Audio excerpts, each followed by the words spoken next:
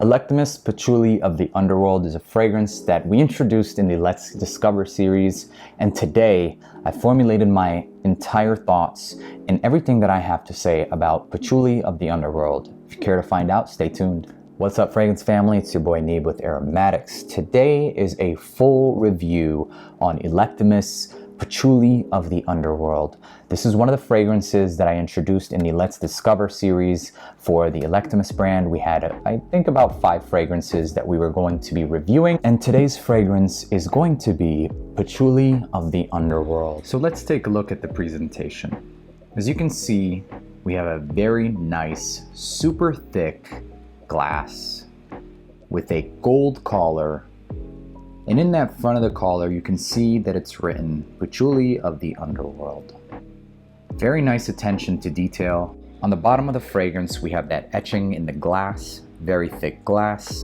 Not much to be seen here on the back of the bottle, just a continuation, along with a batch code on the back of the bottle, which in this bottle is 12896PO, the letter T and the letter U.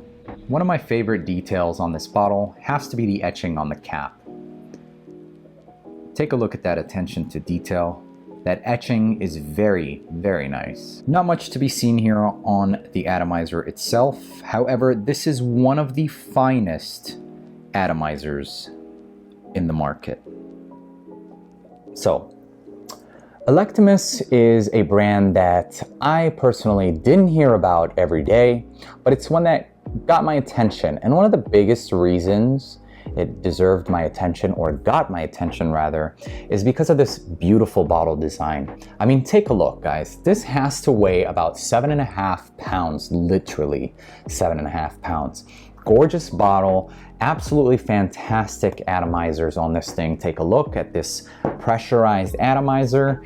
Fantastic. I mean, look at that. This is gorgeous. And it's just the most refined atomizer I have ever seen.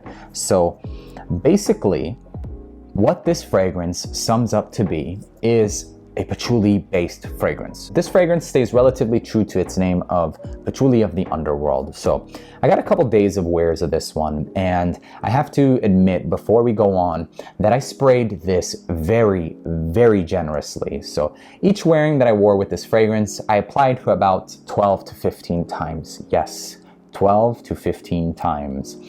These fragrances, what I've come to learn about Electimuss, are rather soft, and for me to really acknowledge or sense the presence of this fragrance, I found myself having to spray it more than 10 times.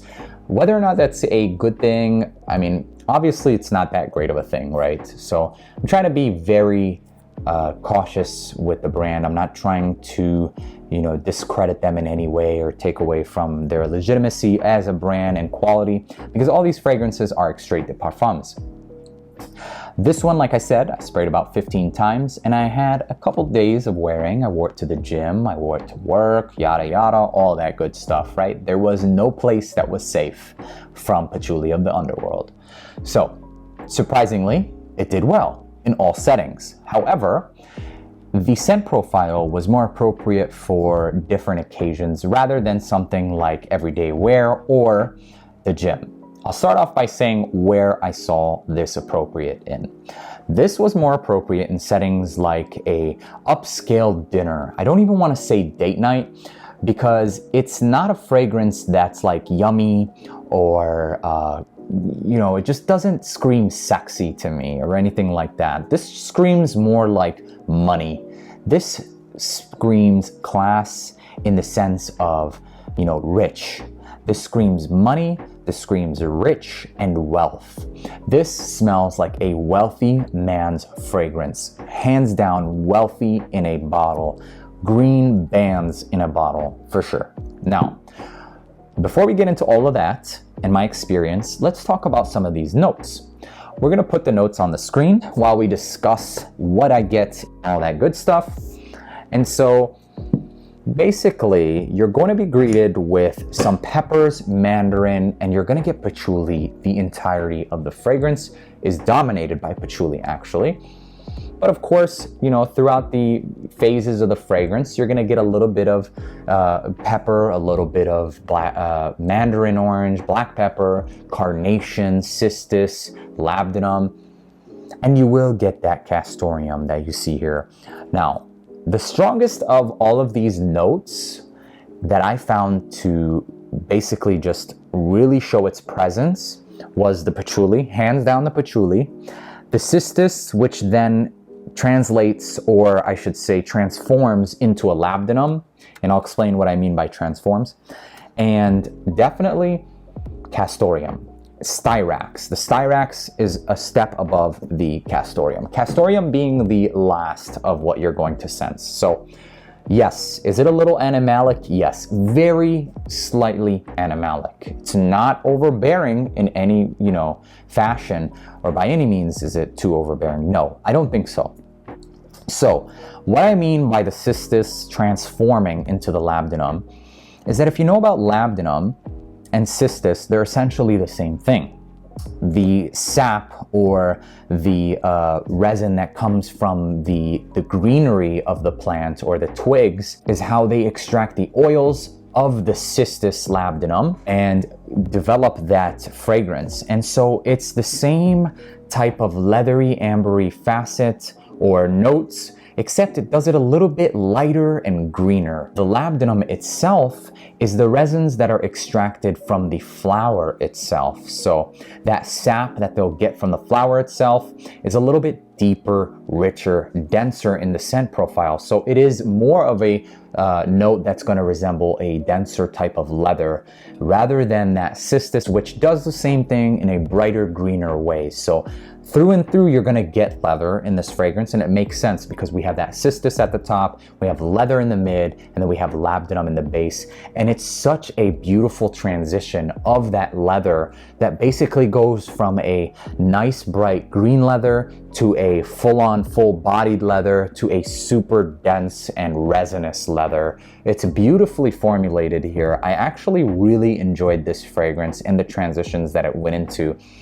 When I first got my nose on it, I was like, oh, it's another patchouli fragrance. And, you know, at first, my first 2 days of wearing, I was like, oh, this is rather simple. You know, it's just another patchouli-based fragrance. But that third day, once I really immersed myself in this fragrance, I started to basically translate a story from this, and it just was beautifully blended. And you can kind of see how that cistus, the slight green facets from the cistus with the leathery facets that's also coming from the cistus, how it kind of just melts into this two-way split of carnation, the green facets, you know, blending well into the carnation, which is another green type of herbally or floral with clove type of, you know, undertone note, and then the leathery aspects of that cistus kind of just melting into that true leather facet. And it's gorgeous. All in all, while it's happening, you still have this patchouli there in that mid, and the pepper just giving it a little bit of a kick in that opening. The mandarin is just there to greet you, and it leaves the show very, very fast. But that pepper is there, gives it a little bit of a oomph. And then you have that cistus, that green leather, which melts, like I said, into a two-way street of carnation, green carnation, and then that full-bodied leather, all while still having that patchouli. And then the leather and the carnation just kind of melt right back into the labdanum and styrax. It's freaking gorgeous. You have to like patchouli-based fragrances, and you have to be okay with slightly animalic fragrances. This is a very creative fragrance, one that you will grow to appreciate. It's not one that you're going to sniff and be like, wow, this smells good. No way in hell. That styrax, okay, so the styrax, I kind of sense from the opening, or that blend of the cistus to the split of leather and carnation down to the labdanum and styrax is done so well.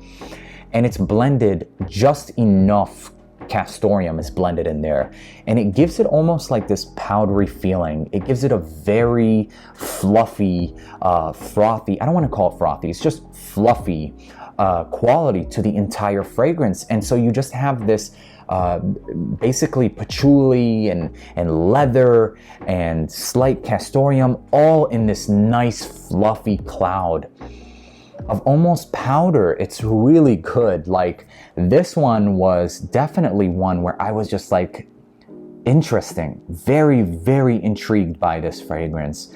I don't regret this one at all. Am I gonna wear it a lot? I don't know, honestly. Like I said, this really smells like wealth in a bottle. Even that color, like the color is so appropriate for this fragrance.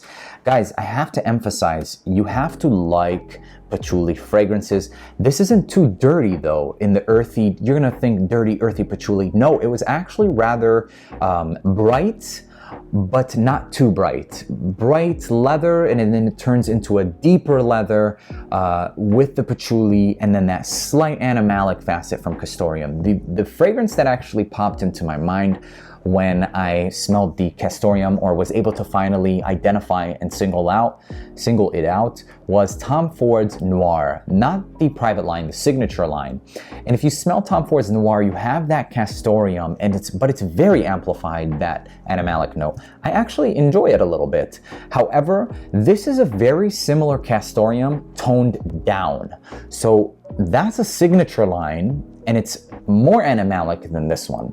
So I hope that, you know, gives you a little bit of a reference, because I know that Tom Ford's Noir is available in a lot of department stores.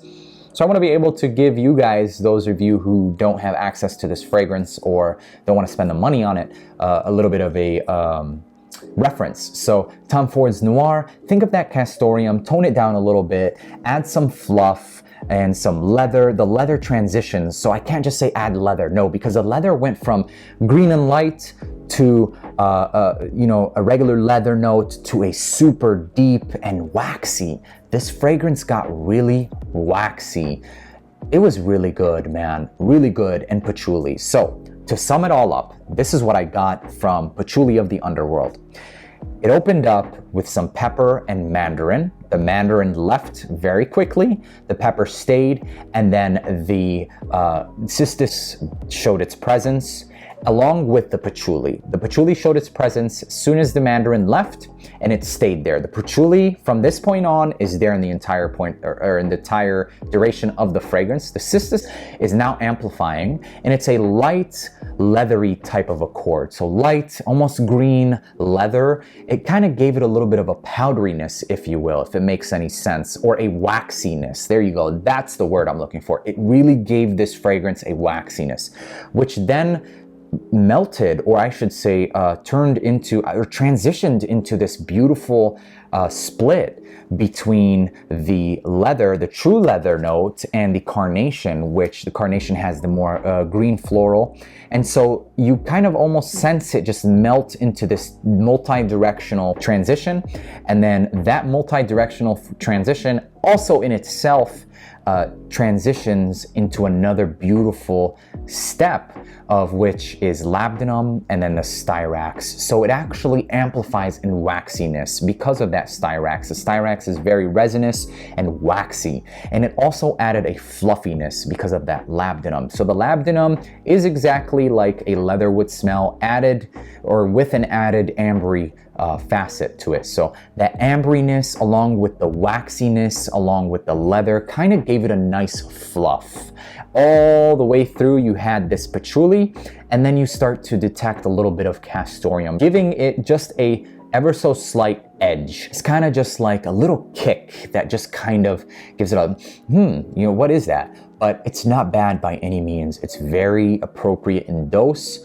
This is not a beginner's fragrance by any means. This is not a beginner's fragrance, but they did really well with this. This, as of now, I have to admit, is the best pickup from Electimuss. And I'm not that crazy about patchouli fragrances, but I do enjoy patchouli fragrances. And like I said, I'm not afraid of animalic notes, to be honest, when done in moderation. This is done in more moderation than a lot of you know, mainstream fragrances like the aforementioned Tom Ford's Noir. So Electimuss Patchouli of the Underworld. Pleasantly surprised, very solid fragrance. Where it's appropriate to, I would definitely say something like nighttime business dinner, a little bit of a cooler weather type of fragrance, or even rainy day. Oh, this would be freaking gorgeous in the rain. Brisk weather, you know, you're wearing like a nice long coat or trench coat. This would shine. You're going somewhere dark, you're going somewhere, you know, fancy. You want to make a nice impression of, wow, he smells like money. This will do the job. Longevity on this, surprisingly good. 12 hours on skin. I actually showered and it was still on my skin, so I'm relatively impressed, because a lot of the other Electimuss fragrances that I've tried didn't really do that well. On clothes, next day, easily next day on clothes. But the projection isn't a screamer, but that's a good thing, because remember, there's castoreum in here, there's leather in here, there's patchouli in here. If you're screaming with this fragrance, you're gonna be putting off a lot of people. It would be an off-putting fragrance. Very appropriate in the scent profile, in accordance to the performance and sillage and all that good stuff. Very, very good. It does leave a scent trail. I was complimented twice, so take that for what you will. It's a nice niche fragrance that uses a gorgeous set of leathery type of notes and patchouli as a center. And that's pretty much it, guys. Electimuss Patchouli of the Underworld. I hope you guys enjoyed watching this video half as much as I did making it for you guys. Peace.